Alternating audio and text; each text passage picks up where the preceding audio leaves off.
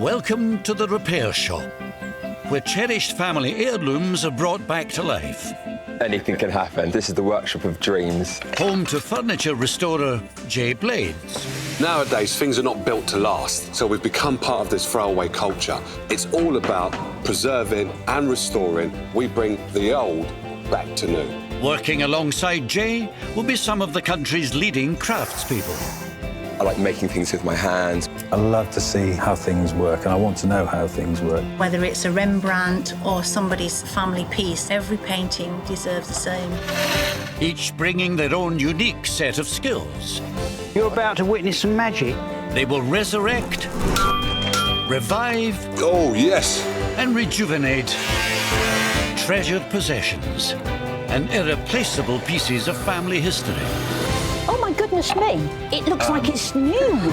Bringing both the objects Oh, wow. and the memories that they hold back to life.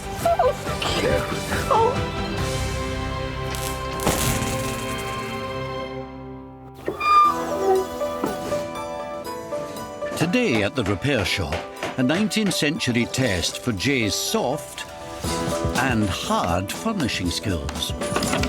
Most of the time, people wouldn't make a big deal about the frame. They'll just make a new one. But because this has family history to it, it's a big deal. And furniture restorer Will Kirk has a trio of birds to bring back from the brink of extinction. The three swallows have been hand-painted, so there's a fine balance of cleaning it and over-cleaning it and losing all of that detail, which is what I don't want to do. Hello. How you doing? Hi, very well. But first through the doors today, needlework designer Emily Peacock has a puzzle for ceramicist Kirsten Ramsey to piece together. So what have we got here then? Right, I have a jug by a French artist called Jean Lurcat. Oh, wow. Do you want me to take that out? Yeah, I might Okay. break it some more. All right. So how did it break? It was sitting on a windowsill and there was some drilling going on outside and it just slowly danced to the edge of the windowsill and threw itself off. Gosh, there's quite a few pieces in here. I've kept all the small little pieces. Well aside. done. You've done absolutely the right thing, actually. It's always best to keep as many pieces that you can find because they're all helpful. What's this? Yeah, that's the sort of dust. No, those are okay. Okay. It's a 1,000-piece jigsaw. I know I was there. saying keep the pieces, but okay. Yeah, no, that's actually great. So can you tell us anything about the artist who made this then? Yes, he was a man called Jean Lurcat, and he lived in the southwest of France. He's primarily known for his tapestries, which is where my interest came in. So this piece is really sort of holds a lot of importance. Yeah, the value is here. It's not really. Yeah. It's not there. No, not so much. Absolutely. No. It's beautiful. It's got the most lovely glaze on it. It's sort of reminiscent of Picasso's ceramics as well, would you say? Yes, well, he was a contemporary, and actually they did spend time together in France. Oh, did they? Yeah. Right. Well, leave it with us. Thank you. And we'll get back to you as soon as you've worked your magic on it. Speak tomorrow then. Bye. Bye-bye. Wow, that's a lot of pieces. You know, it'd be interesting to see if everything is here. I think I probably need to do it actually at my workbench. Don't forget the envelope of all the dust. I am worried because it's terracotta. I don't know if that's easy to repair or not. But also the glaze has got a great handmade quality to it. It doesn't obviously look like a mass-produced piece. So you can see some of the terracotta colour coming through the glaze. And I just think, wow, that's quite a job. And having taken on that job, it's now down to Kirsten to see if she can solve this terracotta jigsaw. I'm just sort of doing a dry run, really, before I actually put the adhesive on it. I do this to make sure that I've got all the pieces. Yeah. And to just kind of check how they go together. Are you missing some then? Well, there's a few sort of little chipped areas, kind of like out of, say, somewhere like there. And Oh, right. Actually, I think I've got that one there. Got that little actually, bit I'm there? not sure I've got that one, but I've got some of them, so I've kind of been checking in this little box of broken bits, really. You've been checking those against the... Yeah, because actually, I know it seems really fiddly, but actually, if you can find one of those bits that goes in there, that's going to save you the time that you spend kind of filling it and sanding it and then painting it. So it is actually worth doing. Well, I've got a bit of the sneezes, so I won't stand there and I'll move away. All right, thanks, Jay. For family heirlooms too precious to throw away, but too damaged to go on display, the repair shop team is ready, willing and able to restore them back to pride of place. What have you got there? That looks nice. Will is the man you need to see. Karen Stead has a very special jewellery box that needs Will's skills to give it a new lease of life. It belonged to my grandmother. She passed away in 1964. Right. And was passed on to my father. He passed away in 1999, and I've had it ever since. Do you currently use it for your... I don't use it because it's damaged. Oh. As you can see. Yeah, it's a bit on the broken side. The keyhole is exposed there, but normally there's a little piece that fixes in there, which covers up the lot, so you wouldn't normally see that. And then that is exposed if you slide the base, and then that drops down, exposing the keyhole. Now, but that has actually come detached. Such a clever box. It's Such lovely. a clever little box. So, of course, the whole thing looks like a book. Like very small books within two bigger books. Yeah, but it's even got the original key, which I've got there. Wow. When I was young, I loved sort of fiddly little boxes, and it's really clever, especially with like the secret key and the secret panel. What else can you tell me about the box? Do you know where it was originally from? No, I've no idea where it came from originally. Don't even know what wood it's made from. And I'm just looking at the swallows here. They look like they've been painted on.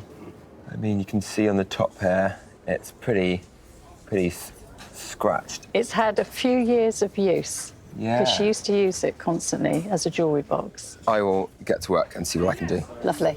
Thank you. It would mean a lot to me to see it restored to its original beauty. It was obviously a treasured possession of my grandmother's, and I'd like to be able to keep it in the family, so I'd like to see it restored so that I can use it. I have a feeling that it would have originally been a darker colour, which reminds me, I've seen a lot of these similar sort of boxes. I think this is Italian origin, olive wood. Wherever it comes from, this small box has big problems. A broken lock, cover and hinge, plus a very tired interior. Will is going to need some reinforcements in the shape of clockmaker Steve. If you can solder something onto that head, the other side of there. Hey, see what date that newspaper is? As Will digs deeper into the box, a fragment of old newspaper reveals itself. Well, we thought that it was Italian, and that is Roma. Oh, right. Italian. Hey. Bit of Poirot work. Oh, were you there. told that? Yeah, I got that in my earpiece. No, I knew that this was Italian. I'm just using Reel him in, Steve. Who told you then? I just know how old it is. 1920s Italian. How old are you? It's made out of olive wood. That was it? But anyway, Steve, if you can get on with that job, I'm gonna. Is that enough, Steve? While Steve and Will are busy on the box, Kirsten's terracotta jigsaw puzzle is proving tricky to piece together. It's not going quite according to plan at the moment. The sticks aren't going together terribly well. If you just get like a little grain of sand that's on the break edge, just puts the whole join out. The jug's creator, artist Jean Lurcat, is better known for his tapestries than his pottery. He was born in France in 1892, studied alongside Matisse, Cézanne and Renoir, and was a contemporary of Pablo Picasso. I can breathe now, yeah? No, not yet. Okay. I'm still sort of moving it around while it's still... Playable. Yeah, exactly. Because the adhesive hasn't actually gone off yet, and it's sort of moving slightly. There's some joins that I'm not entirely happy with. Right. It's just given that it's so... Broken. It's so broken, yeah. I've got my hands in my pockets, I'm standing well away, I'm not going to sneeze. You're learning, Jay. So these little bits, obviously you're going to touch all of this up, where there's cracks and what I'm have going you. to fill it fill it and then paint it, hand paint it. So does it feel cool to be working on a piece of work by a mate of Picasso? Yeah, absolutely. It's quite cool, isn't it? Yeah, it's quite an honour, actually, I think.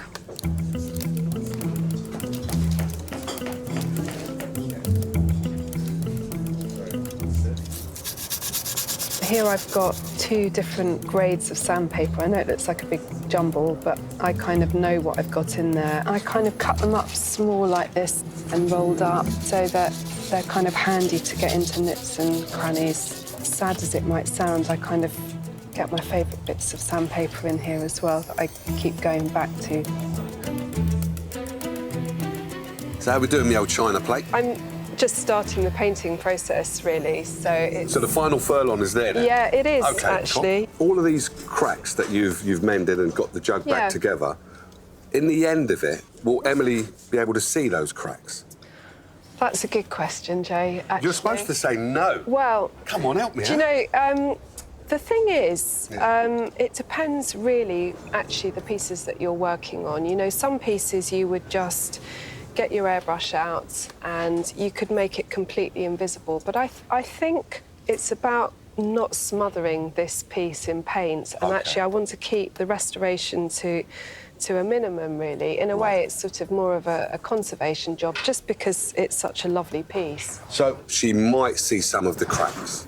I think so, but she seems to me like someone that would kind of rather have an honest restoration than a piece that's completely smothered in spray. It probably looks absolutely awful to you. No, it looks good. Compared to the way it came in, I remember it was all in bits.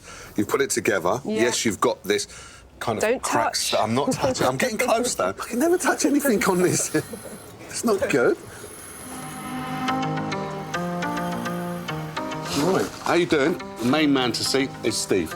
The repair shop team answer all manner of SOS calls for broken family pieces left on the shelf. And it's not long before Neville Reid arrives with something that Jay can get his hands on. Hello, how we doing? Hello. So what have we got here then? The lion chair. Lion chair. Oh, wow. Is that the face of the lion? Yes, when I was little, Right. I used to think that these were lions. My family had a house up in the north of Scotland, and this sat outside the bedroom door. Right. And as a small boy in a house where I was not allowed to touch anything at all, Right. when nobody was looking, I used to sit in it. And many years later, I inherited this. And I daren't sit in it because it's a little bit rickety. It is a bit, yeah. You've got no seat. It was not in good condition when I was little. Yeah, I don't think this is the original. Well, this top layer that you've got here isn't the original. This looks more to be the original. OK. I've never noticed that. And then underneath, you've got... Oh, there we go. You've got a signature underneath there. Does that make any sense to you? Reid. Well, Reid's my surname. OK. Any idea of where this has come from or the age of it? No, I've no idea of the age or where it came from. The only thing, I've always believed that it's been in the family from new. From new, you say? I've always believed it was. The reason why I'm asking you that is because I think this is 19th century Italian chair. Do you have any connection to an Italian family? Or Yes. Do you? Yes. How far back is that? 18th, 19th century.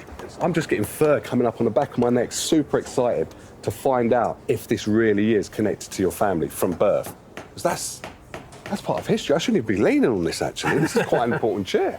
Thank you, Jay. No problem. You're more than welcome, Mel. All right? Thank you. Jay thinks that there may be an Italian connection, which is very exciting because we have an Italian connection in the family. I'll need to go and do my homework to find out whether that matches time-wise. I think this one's going to be a real joy to work on because it's got a lot of family history added to it. So once I've got all of the fabric off, then I'll be able to identify where I can open up and then re-glue. Before he can re-upholster, Jay has to de-upholster. Here we go. And under the old fabric, he finds some 19th century inspiration. Wow. So you've got the leaf, the vine, all of that detail. As you can see, just there is the original colour. So it would have been a very vibrant red. A lot of people think in the 19th century, people are fearful of colour. We're more fearful of colour now. Whereas these guys were very brave, and that can just show you there. Look how bright that is. That is beautiful. Definitely going to inspire me with regards to the fabric that I'm going to choose. That allows me to go ahead and be bright and be bold. With Jay kept busy with the chair, Kirsten can crack on undisturbed, applying finishing touches to the artist's jug. I've put the last coat of gloss painted glaze over the restorations. I'm now just sort of doing a little bit of polishing up where the joins are. Well, that looks nice. It looks better than it did. Can I touch it? Yeah, you can. Yeah, you're allowed to now. Thank you. Yeah, absolutely. Because actually one of the lovely things about that piece is actually the way it feels, so... It does feel nice. So can she hold it by the handle? Yeah.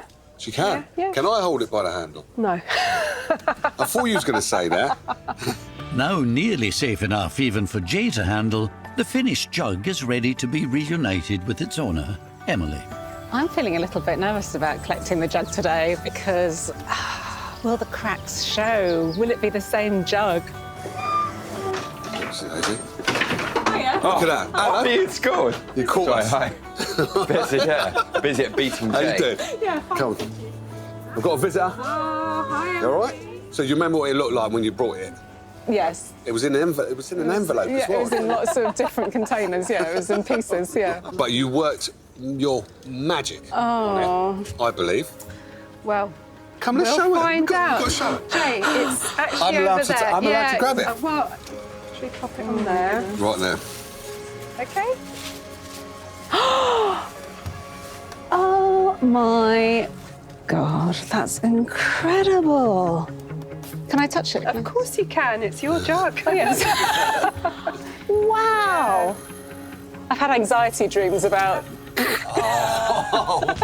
you know what? That's unbelievable. I'm glad you like it. Now, you should be emotional. Well, it's going to be very, very happy in its safe new place now. So On you've my got a new place, mantelpiece, has it? yeah, away from the window, away from drilling, and yeah, out of leaping distance of a cat as well. So I've thought of all eventualities. I actually like. I mean, it's not invisible, but I like that as history, and it adds to the handmade feel of it all, you know. Yeah, I mean, I think it would have been very easy to kind of just end up over painting it, really, and it just didn't feel right. Having met you and the history, it just kind of felt right to sort of do what we call a sympathetic restoration, really. It's had a few knocks, like all of us. Yeah, just a few. Absolutely, yeah. I'm absolutely delighted. It's not taking anything away at all. It's brilliant. Fantastic. See, well done, you. One happy customer. Thank you. Right. It's been such a lovely object to work on. Thank you. I said beforehand that I was worried about the cracks showing. And actually, I've changed my mind about that because it's got a lovely texture to it. It's kind of showing its little knock, and I like that. I like that it's not perfect. It was a handmade item, and you can see another set of hands that's lovingly cared for it and put it back together again.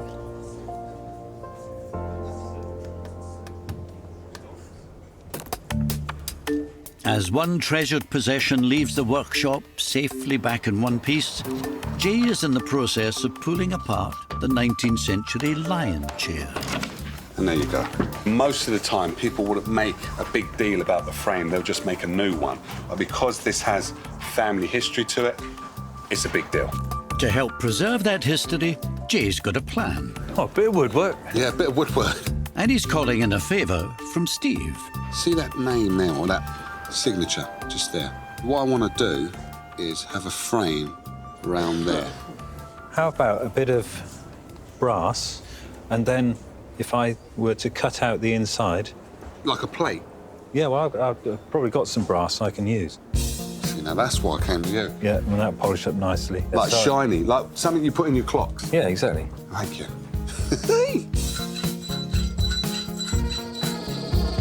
Jay can now turn his attention to reupholstering the seat. And inspired by the original 19th century fabric, true to his word, he's gone bold. Wow. I was going to make a suit out of it. Yeah. And you know what? You would make it. I would, actually. I love bumblebees. So with this frame, what I want to have is the bumblebee dead centre. That material got moths. Yeah, they look like moths, but they're bumblebees. I'm telling you, they're bumblebees. Don't laugh. Oh, look at that. Come on. That is special. Do you reckon we ought to lacquer that? No, leave it like that. Let it age with the piece. That'll look quite nice. Looks proper though, doesn't it? More than proper. Yeah. The Queen will be proud of that. Now the new seat is almost finished, the final stage is to rebuild the frame. And Will's been roped in to make sure it will be strong enough for owner Neville to sit on for the first time in 50 years. We'll put the top in first, seat in second, and then we'll Fit these in. fit these in last, yeah. OK, cool. I'm in. Cool. Lovely. How do you think Neville is going to feel when he gets this back? Oh, cool, blimey. I think he's going to feel like a king, to be honest with you, because He is going to feel like a king. it is a throne, and to me, it just looks quite regal now. Yeah. And we've kept a lot of the link towards his old family history. So, yeah. The chair looks really good. I think it looks It nice. looks really good.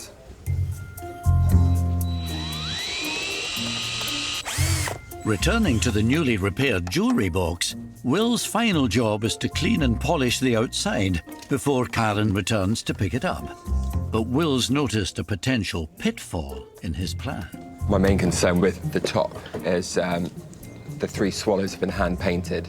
So there's a fine balance of cleaning it and over-cleaning it and losing all of that detail, which is what I don't want to do. At the moment, I'm just cleaning around the birds for now, start working my way into the middle, and then just sort of lightly brushing over the birds. And then if I feel that any of the paint is beginning to come off, then I'll stop and find another way of cleaning it. Hi there. Hello. So, before you have a look, I just wanted to say I started cleaning the box. Yeah. And I cleaned the border around the top, and I wasn't too sure or not to clean the centre where the birds were, because I was worried about removing the birds and everything else. But I gave it a go. Oh, wow. Oh, I'm flabbergasted. Yeah? Yeah, it's absolutely lovely. Yeah, it's fantastic. I'm really pleased with that. Yeah. You can actually see You them can now. actually see them. I did Yeah. wonder whether they might just disappear if you tried Disappear. polished it. It's beautiful. But it gets better. It gets better. That goes down. I'll let you unlock. Oh, and it doesn't fall off. And it doesn't fall off. Well, the top's secure, so that's good. Oh, wow. There we are. Oh, that's brilliant. Interestingly enough, on the inside, there's some old newspaper, and I was trying to work out how old this was, where it came from, Yeah. and I thought it was Italian, Right. olive wood, 1920s. I actually found a little piece of paper, and I was thinking, is this Italian? But right in the middle, it says Roma, so obviously Oh, Italian. it is Italian. Yeah. Okay. So I thought I'd keep that there, just for keeps sake. That is gorgeous. It's beautiful. Yeah. I'm really pleased. Thank you so much. I can see a lot of work's gone into that. Oh. Thank you. That is lovely. It's far exceeded anything I could imagine. I'm going to put it on my dressing table, I'm going to put jewellery in it, and hopefully I'm going to be able to give it to one of my children.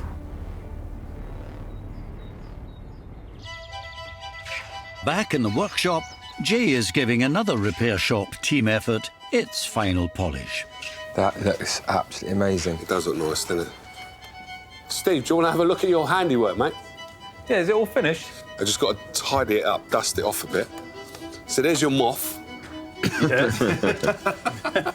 The moth chair. The moth chair. Nice. And, Fantastic. and then we got another moth. Yeah. Oh, Wow. underneath there. That's really good. Oh, well done, Steve. That works in really well, doesn't it? Yeah. That's a transformation. That's a Absolutely. real Do you like transformation, it? yeah, Yeah. definitely. Well, it can sit on it now anyway. That's the main He's thing, isn't going it? to be really pleased with that. Am I allowed to sit on the chair? No. No.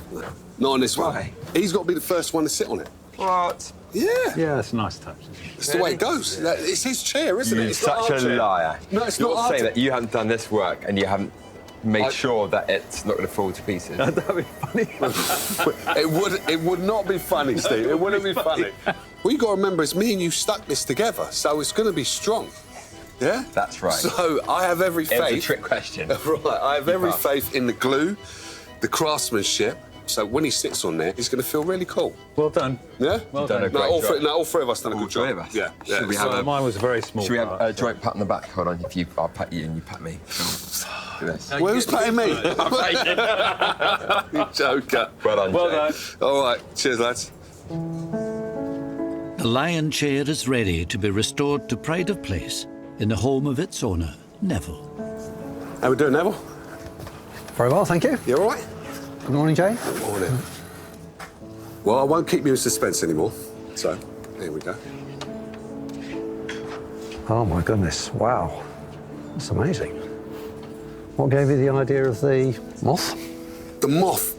It was moth-eaten before. It was very moth-eaten. Steve must have had a word with you, because Steve thinks it's a moth, but it's a bumblebee, actually. OK. Right. The reason why I used the bumblebee is because the two fabrics that came off had a heavy reference to flowers. Right. And it was a case of using something that pollinates both flowers. And it's still red. And it's still red. It has to be red. It has to be red. And then if you remember rightly, we had underneath it your family name. Oh, yes. So made a bit of a feature of it. Right. Steve's made us a lovely frame just to Right. show it off. Wonderful. Because you didn't know it was there originally, I did you? didn't know it was there. So now you can't miss it, really. Right? There you are, sir. I'll sit on it. Yeah. My goodness, that brings back memories. Last time I sat on this, I was breaking the rules of the house. Breaking the I was rules? a small boy, I wasn't supposed to touch anything. So, fantastic. Very happy. I'm happy that you're happy now. Let's stick it back up there, then. So we can have a little bit of a chin wag. Have you found anything out? My great-great-great-uncle, Francis Reed, Right. went to Italy as a young man Right. and spent the rest of his life there. When he died, his wife came home, brought presumably everything that they owned with her. Yeah. And we can assume, perhaps, we can't prove it, that this came home with him from Italy. Wow. And that would have been late 19th century. And his surname was Reed? Reed, isn't it? yes. So that's where we've got the Reed on His the... middle name was Neville, so he was Francis Neville Reed. No. That's amazing. Absolutely priceless.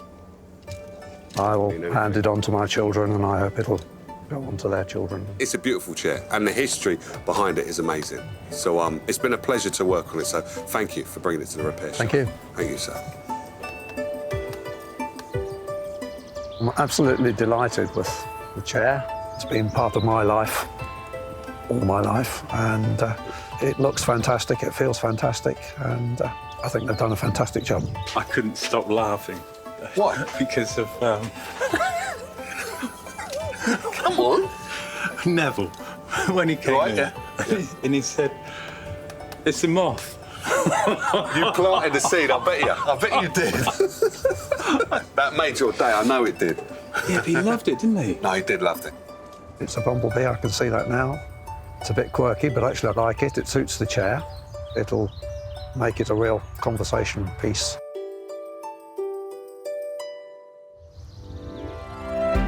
Join us next time as more family treasures are rescued and their cherished memories restored in the repair shop.